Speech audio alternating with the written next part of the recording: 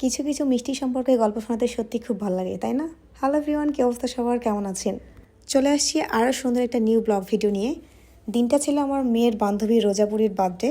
তো আমাদের গার্জিয়ানদেরকে ওখানে ইনভাইট করা হয়েছিল। আমাদের কয়েকজনের মধ্যে, গার্জিয়ানদের মধ্যে এত সুন্দর একটা মিষ্টি সম্পর্ক হয়েছে, বিশেষ করে পার্সোনালি 5 থেকে 6 জনের। খুবই খুবই একটা মিষ্টি সম্পর্ক। যখন স্কুলে যাই কখনো একাকিত্ব ফিল হয় না।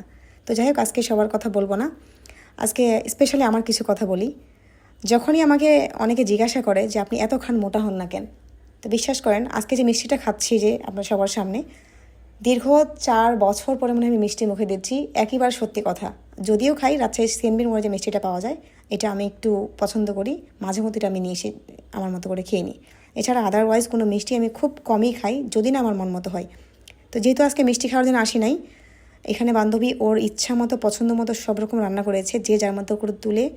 আমি তো জানিনি কেমনটা খাই, খাই মাশাল্লাহ, যতটুকু আমার বডিতে প্রয়োজন আমি খাই। কখনো বলি না যে খাই না, আবার বলি যে আহামরি খাই, তাও না।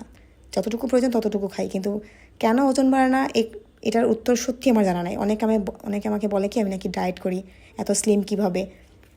তো যাই হোক, আমার মতো রোগা পাতলা যারা হতে চান তারা অবশ্যই অবশ্যই আমার সাথে কন্ট্যাক্ট করবেন, বা আমার সাথে যোগাযোগ করার চেষ্টা করবেন। ইনবক্সে আমার নাম্বার দেওয়া অবশ্যই থাকবে, অথবা আমাকে মেসেঞ্জারে নক করবেন।